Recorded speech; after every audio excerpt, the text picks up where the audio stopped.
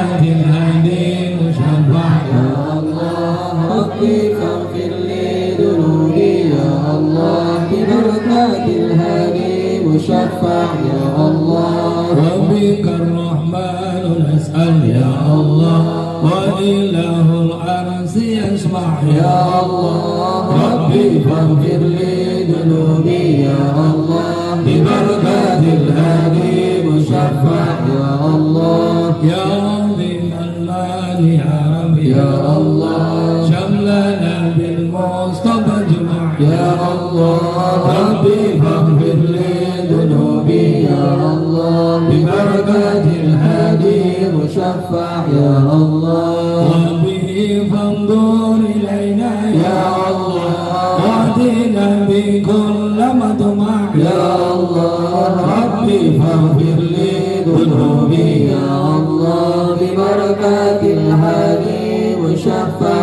يا الله وقنا كل البلايا يا الله وارفع الآفات وارفع يا الله ربي فاغفر لي ذنوبي يا الله ببركة الهادي مشفع يا الله واسقنا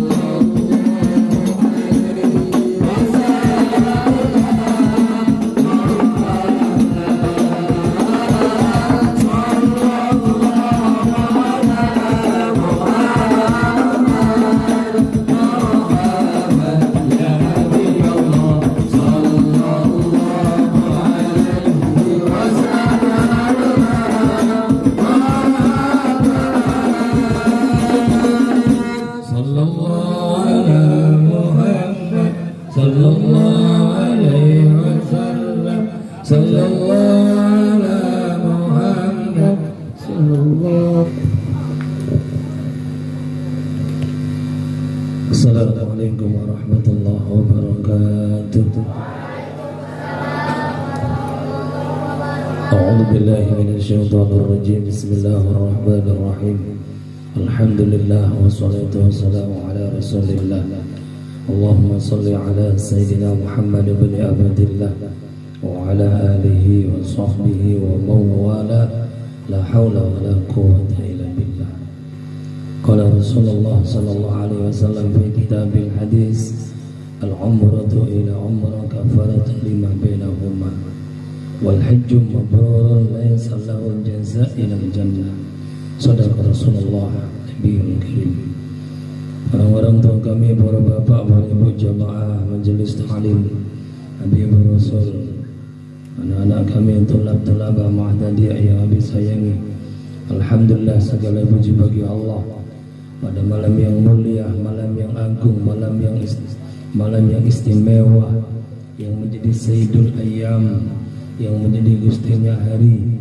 Allah masih istiqomahkan kita untuk membaca maulid, untuk menyanjung makhluk yang disanjung Allah, mengagungkan makhluk yang diagungkan Allah, yang kalau seluruh manusia dari awal Allah ciptakan hingga hari kiamat menyanjung-nyanjung, mengagung-agungkan, memuji baginda Rasul, pujian manusia itu belum cukup dengan apa yang dipuji. Karena yang memuji Rasulullah langsung Allah Subhanahu wa ta'ala. Sehingga setinggi apapun pujian makhluk kepada baginda Nabi tidak akan pernah mencukupi. Karena pujian yang paling sempurna adalah pujian Allah kepada makhluknya. Dan Allah langsung memuji baginda Nabi Muhammad sallallahu alaihi wasallam. Innaka la'ala fi khuluqin. Langsung Allah yang memuji, menunjukkan betapa agungnya baginda Nabi. Dan malam ini kita agung-agungkan baginda Nabi sebagai mengikut ittiba atas perintah Allah. Karena Allah menyanjung baginda Nabi, maka kita umat juga harus menyanjung baginda Nabi. Loh, kalau Allah saja memuji, kita umat memuji bilang bid'ah, maka ini orang perlu dipertanyakan dalilnya, perlu dipertanyakan konsepnya ini apa. Kok berani mengatakan menyanjung Nabi hulu berlebihan, bid'ah dan sebagainya, padahal Allah memuji baginda Nabi Muhammad sallallahu alaihi wasallam. Mudah-mudahan Allah jadikan kita hamba yang abad dan syukura. Amin Allahumma amin. Salawat dan salam Allahumma salli ala Sayyidina Muhammad. Mudah-mudahan tetap terlimpah curahkan buat junjungan alam baginda Nabi Muhammad sallallahu alaihi wasallam. Mudah-mudahan kita yang itiba kepada baginda Nabi, menghidupkan sunnah Nabi, memperbanyak salawat fid dini wa dunya wal akhirah, mendapat syafaatul uzma daripada baginda Nabi. Amin Allahumma amin. Orang-orang tua kami, para bapak, para ibu jamaah yang dimuliakan Allah, para tulab-tulabah yang dimuliakan Allah, malam ini kita maulid sekaligus tasyakuran upah-upah daripada jamaah orang tua kami, ibu kami, serta para jamaah yang lain, istri kami yang insya Allah besok malam akan berangkat ke tanah suci melaksanakan ibadah umroh, datang kepada baginda Nabi Muhammad sallallahu alaihi wasallam. Maka dalam hal ini kembali kita ingatkan pada orang-orang tua kami yang tidak berangkat umroh, apa yang menjadi pesan baginda Nabi? Kam min amalil akhirah, berapa banyak daripada amal-amal akhirah, tapi karena bisu ini jeleknya niat, yasiru bi amali dunia, amal-amal itu menjadi amal dunia. Maka sebelum keberangkatan kita menuju tanah suci nanti, ayo perbaharui niat kita, ayo baguskan niat kita, ayo tekadkan, tuluskan niat kita semata-mata mengharap ridho daripada Allah Subhanahu wa ta'ala. Dan beliau juga mengatakan wa inna likulli imri'in manawa, tiap-tiap perkara tergantung dengan apa yang diniatkan. Kalau niatnya ke tanah suci mau jalan-jalan, dapatnya jalan-jalan. Kalau niatnya mau belanja, dapatnya belanja. Tapi cukup dalam sebuah hadis, niatnya cukup ziarah ke Nabi saja sudah cukup. Yang kemarin kita bahas, man ja'ani zairan la tuhmilu hajjatun, barang siapa yang datang kepadaku untuk menziarahi aku. Jadi niatnya gak umroh, niatnya ziarah kepada Nabi. Ya, kalau Imam Malik gak senang kalau ada orang bilang ziarah ke kubur Nabi, tapi langsung katakan ziarah kepada baginda Nabi. Karena al-anbiya'u ahya, para nabi-nabi hidup. maka cukup dia datang ke tanah suci untuk ziarah ke Nabi. La ta'alluq bi ibadati ghair, ya, dalam penjelasannya tidak berhubungan dengan ibadah lain, enggak niat umroh, enggak niat haji, niatnya cukup niat hanya untuk ziarah ke Nabi saja. Maka kana lu haqqan alayya syafaati yaumil qiyamah. Orang tersebut yang datang untuk ziarah ke kuburku enggak punya niat lain, walaupun dia mau umroh tapi niatnya ziarah ke Nabi, wajib baginya mendapat syafaatku. Jadi insya Allah kita nanti yang berangkat mudah-mudahan dapat syafaat daripada baginda Nabi, karena janji baginda Nabi. Dan mudah-mudahan semua jamaah, semua santri dimudahkan Allah bisa berangkat ke tanah suci untuk ziarah ke baginda Nabi Muhammad SAW. Dan nanti Nabi SAW turun di akhir zaman.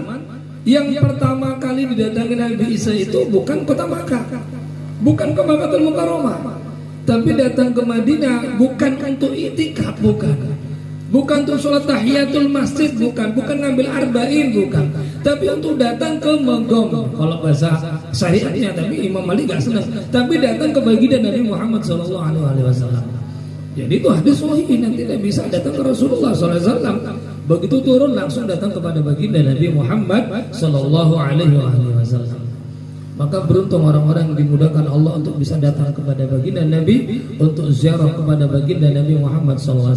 Maka niatkan, mulai sekarang tekadkan niat, ya Allah aku niat datang ke Madinatul Munawwarah untuk ziarah kepada baginda Nabi Muhammad SAW. Karena beliau Imam Ahmad Al-Busiri mengatakan fansub ila zati masyita min syarafin wa ila qadri masyita min a'zami. Nisbatkan segala keindahan, nisbatkan segala keagungan, segala kecantikan, segala kebesaran yang kita lihat apapun itu kepada zatnya baginda Nabi dan kepada keagungan baginda Nabi. Intinya apa? Segala keindahan yang kita saksikan di dunia ini, kota Mekah yang suci, Madinah Munawwarah yang begitu mulia, semua itu kemuliaannya sebab baginda Nabi Muhammad SAW. Maka salah orang kalau datang ke sana niatnya hanya untuk sekedar umroh toh, salah total. Maka niat utamanya adalah ziarah kepada baginda Nabi Muhammad SAW. Jadi ayo yang umroh ini jangan lupa tatah niat dari awal, niat semata-mata untuk ziarah kepada baginda Nabi Muhammad SAW. Dan Imam Al-Haddad, ya, Tahwi Abdullah bin Al-Muhammad Al-Haddad, Sahibul Ratib Kutubul Irsyad, beliau mengatakan orang-orang yang hendak berangkat haji, hendak berangkat umroh, maka pesan beliau yang pertama, wajma' himmataka, satukan himmamu wa khatwataka, satukan himmamu, semangatmu, tekadmu, tujuanmu bersama langkahmu jadi satu. Jangan cuma tekadnya yang kuat tapi langkahnya lemes, atau jangan langkahnya yang semangat tapi tekadnya enggak kuat. Apa tekadnya, apa himmanya, apa cita-citanya? Ridhonya Allah Subhanahu wa taala. Maka satukan niat kita untuk berangkat ke sana mencari ridha Allah, mencari nazarnya daripada baginda Rasul sallallahu alaihi wasallam. Kemudian wajma' jasadaka wa qalbak, satukan kata Imam Al-Haddad antara jasad dan hatimu. Jadi begitu berangkat umroh nanti niat ibu-ibu, bapak-bapak yang mau berangkat ini dan kita-kita yang berangkat nanti kalau ada niatkan betul-betul satukan jasad dan hati menyatu, betul-betul datang ke tanah suci, ke Madinatul Munawwarah, datang ke baginda Nabi. Umrohnya yang kedua, satukan jasad dan hati. Insya Allah kalau kita satukan jasad dan hati, mudah-mudahan Allah kasih kita ridho. Tapi kalau cuma jasad tok yang ingin datang ke sana, maka sampai sana niatnya belanja. Maka nanti ibu-ibu, jangan jadikan tujuan utama belanjanya.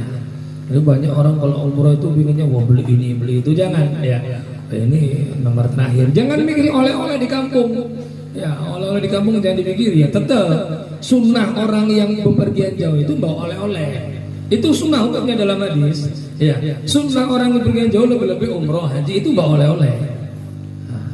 Tapi larangan bagi orang yang di rumah datang ke padang pergian jauh untuk minta oleh-oleh, itu larangan. Jadi ada take and give-nya. Nah, jadi enggak, oh kan sunnah bawa oleh-oleh, berarti sunnah juga minta oleh-oleh, enggak. Artinya yang datang jangan minta oleh-oleh, cuma pengertian yang datang juga bawa oleh-oleh gitu. Maksudnya yang datang jauh bawa oleh-oleh, yang datang berkunjung jangan minta oleh-oleh. Nah, oleh-oleh cuma segini tok, jangan. Ya dapat kacang 3 biji keberkahan. Walaupun ternyata kacangnya belanjanya dari toko budi gitu ya. Yang penting ada oleh-olehnya gitu. Ya syukur-syukur ada oleh dari sana, tapi jangan tujuannya oleh-oleh. Ya, tujuannya jangan oleh-oleh. Nanti jangan niat ngumpuli oleh-oleh supaya usaha. Niatnya ibadah, wis fokus ibadah. Kalau pas aja jalan-jalan ya ada sekedarnya. Ya namanya kalau habis sumbah oleh-oleh santrinya 500 kurma 5 kilo ya kurang, 20 kilo ya kurang, penuh tas itu malah dibuang-buang. Jadi niatnya wis mesti bawa kurma sedikit dibagi-bagi dicuil-cuil gitu aja ya. Yang penting ada oleh-oleh. Bawa air zam-zam sedikit masukkan di tong situ, minum bareng-bareng kan begitu. Yang penting tetap tercampur dengan air zam-zam. Oleh-olehnya yang penting. Tapi jangan tujuannya ini. Jadi ibu-ibu tujuannya jangan satukan jasad dan kolbun, satukan hati dan jasad. Begitu melangkah jasad, hati juga melangkah. Begitu kita tawaf nanti keliling Ka'bah, maka hati juga tawaf keliling Ka'bah.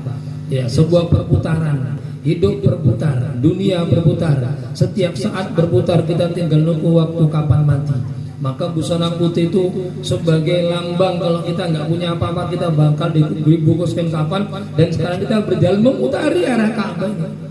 Ya, memutari. Makanya wis niatkan melangkah. Moto ya Allah, aku niat tawaf, melangkah, muter umurku yang tinggal singkat dengan pakaianku yang seperti ya Allah, maka minta mati karena aku husnul khotimah. Tawaf demikian. Ya. Tawaf kita demikian.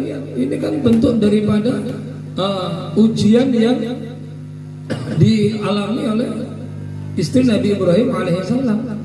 Apa yang dari beliau begitu sulitnya nyari air sana kemari, Safa Marwah, akhirnya menjadi syahid. Maka itu juga sebuah usaha. Hidup butuh usaha. Sesusah apapun jangan pasrah, jangan terus nggak mau usaha, tetap sesulit apapun usaha. Orang kalau usaha pasti Allah akan berikan hasil dari usahanya, walaupun bukan dari yang dia kerjakan itu, tapi lewat yang lain. Sebagaimana Dewi Hajar tatkala berusaha mencari air, tapi Allah berikan air lewat hentakan kaki Nabiullah Ismail alaihissalam. Dan niat waktu saat nanti ya Allah, aku niat menggerakkan langkah kaki dalam sebuah usaha untuk mencari ridho-Mu. Begitu ada batas lampu hijau agak kencang sedikit laki-laki, perempuan tetap seperti biasa, laki-laki agak sunat cepat ya. Sambil niat ya Allah, aku niat mengejar ridho-Mu ya Allah, aku niat dari ridho-Mu ya Allah.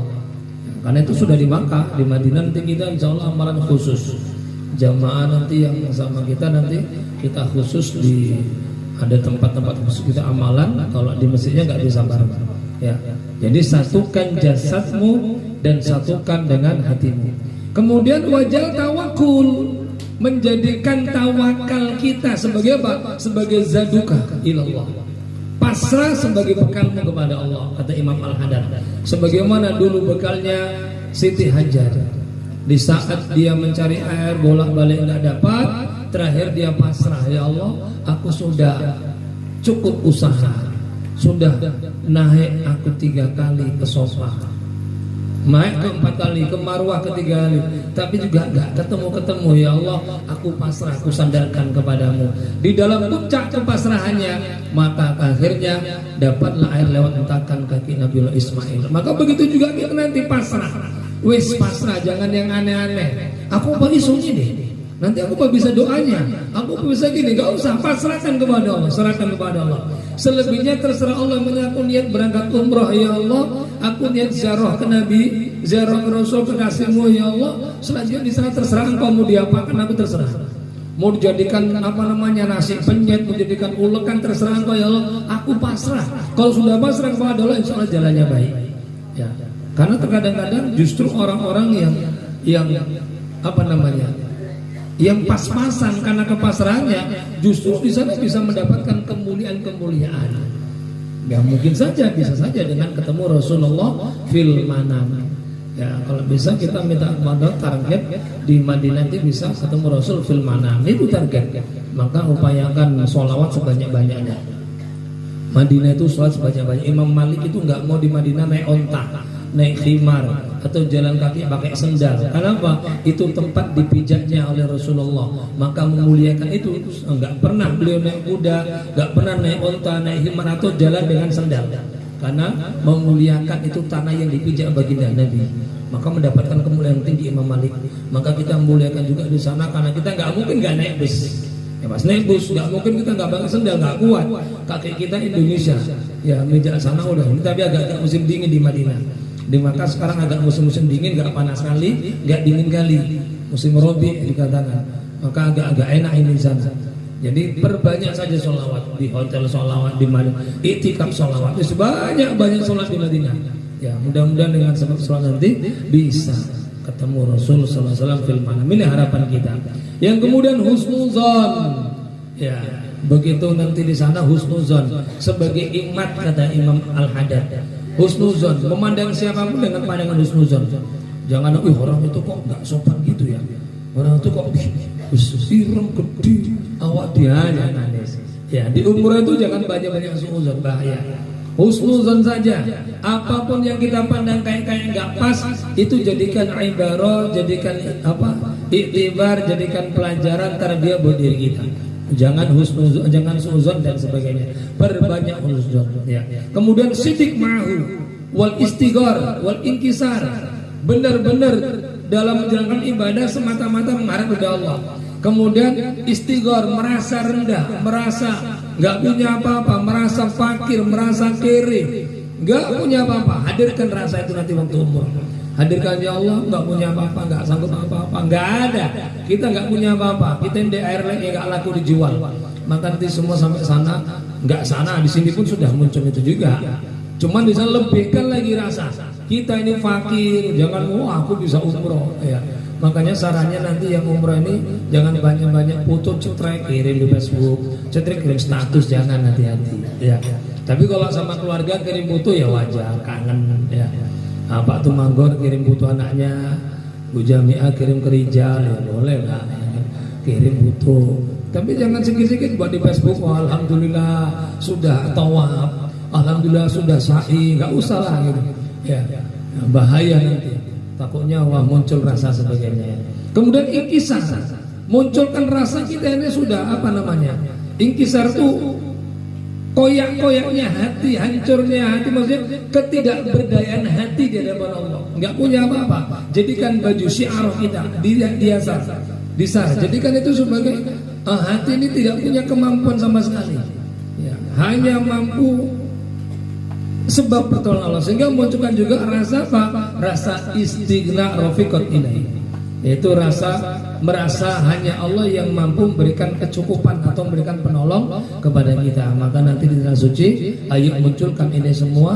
Intinya apa? Intinya tatah niat, perbarui niat. Mudah-mudahan umroh yang berangkat nanti menjadi umroh yang masyhur, menjadi umroh yang sebab sebagai syukur akan nikmat-nikmat Allah, dan dijadikan kita semua yang belum berangkat dimudahkan berangkat, bisa ziarah ke baginda Nabi Muhammad SAW, dan mudah-mudahan kita semua dimatikan dalam keadaan husnul khatimah. Ini sedikit singkat untuk kita semua pegangan yang berangkat umroh. Berikutnya kita langsung ya, ibu-ibunya belah sini ya, bapak-bapaknya, Pak Tumanggor sendiri pula ya yang berangkat, ya nggak apa-apa. Nah, dari uwek dulu, baru jamaah yang mau ubah-ubah, monggo kita ubah-ubah bareng-bareng, ngasih doa kiranya dimudahkan perjalanannya, disehatkan sampai sana pulang, dan semakin dengan ibadah umrah nanti pulang-pulang semakin taat kepada Allah, semakin sungguh-sungguh dalam ibadah kepada Allah, kemudian dimatikan nanti dalam keadaan husnul khatimah. Ya. Kepada ibu-ibu yang mau berangkat, Bu Uwe, Mama